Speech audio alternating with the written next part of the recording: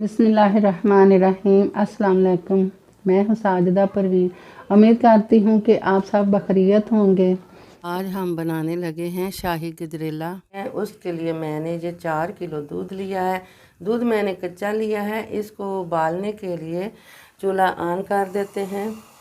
आपने दूध के ऊपर से बलाई बिल्कुल नहीं उतारनी। अगर आप उतारेंगे तो खीर मज़े की नहीं बनेगी। 4 किलो दूध के लिहाज से मैंने ये वैसे तो 4 किलो दूध को 2 किलो गाजरें डाली जाती हैं, मगर मैं 1.5 किलो गाजरें डाल रही हूँ क्योंकि हम शाही गजरेला बनाने लगे हैं। और ये 2 कप मैंने चीनी ली है। 1 पाव मैंने ये चावल लिए हैं। चावल मैंने ये साबुत वाले लिए हैं, तो इसको मैं हाथ से मसलूँगी। ये चावल जो है मैं हाथ से मसल कर इस तरह के बारीक टोटा चावल बना लूँगी। अगर आपने टोटा चावल भिगोए हैं तो वो ठीक है, वरना हाथ से ही आपने इसको ये मसल लेना है। ग्राइंडर जग में आपने नहीं करना, वो बहुत ही ज़्यादा बारीक चावल हो जाएंगे। और जो खीर हम बनाने लगे हैं वो फिरनी टाइप नहीं है, वो हम गजरेला बनाने लगे हैं। ये मैंने 1.5 पाव खोया लिया है। अब हम एक देचका लेंगे। देचके में ये वाली सारी गाजरें डाल देते हैं।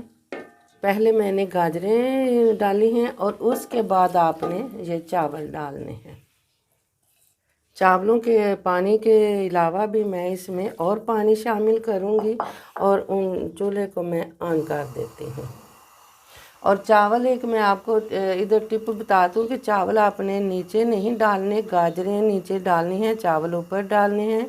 अगर आप चावल नीचे डालेंगे तो ये जो चावल हैं नीचे देचके के साथ ही जम जाएंगे। इनको हम चावलों को मिक्स कर देते हैं, ऊपर ऊपर से ही मिक्स करेंगे अभी। और पानी आप तकरीबन आधा किलो भी डाल सकते हैं और 3 पाव भी पानी जो है वो इसमें आप शामिल कर सकते हैं।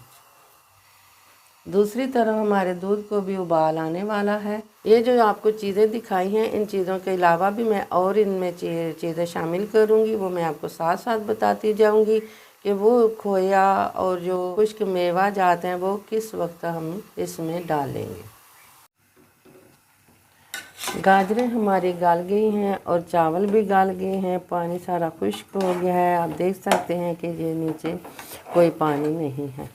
तो अब इसको हम दूध में शामिल कर देते हैं।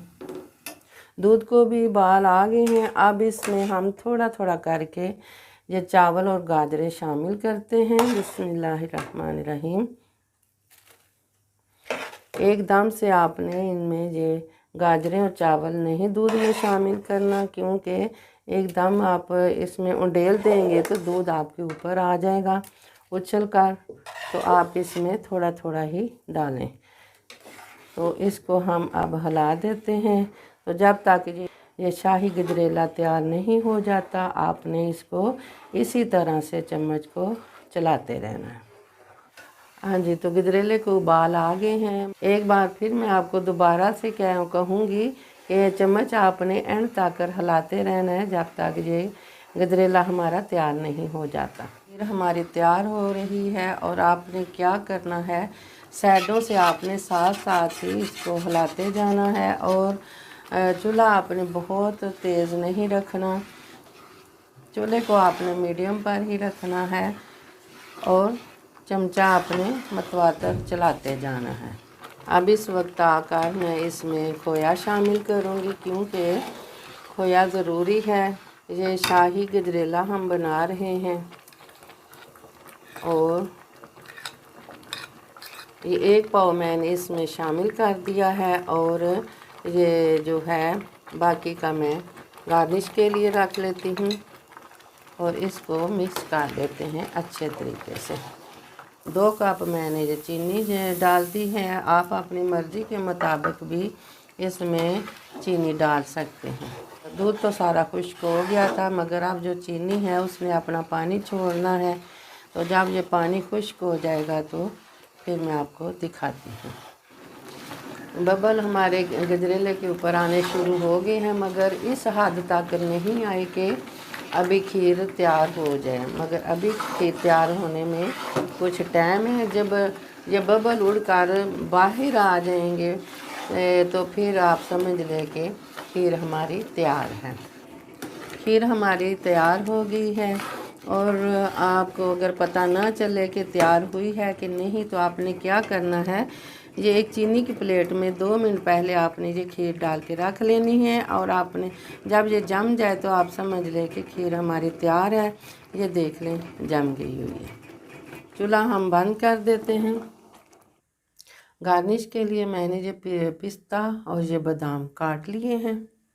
पहले हम बादाम डालेंगे। अब पिस्ता डाल देते हैं।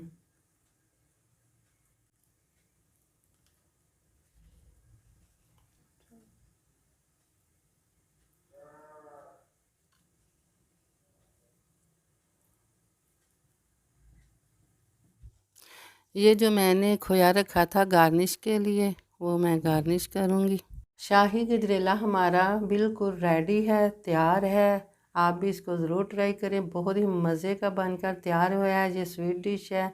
आप ये सर्दियों में ज़रूर बनाकर खाएं, मेहमानों के लिए बनाकर रखें, घर वालों को खिलाएं। इसके साथ ही मुझे इजाज़त दें। मेरा और आपका अल्लाह निगहबान।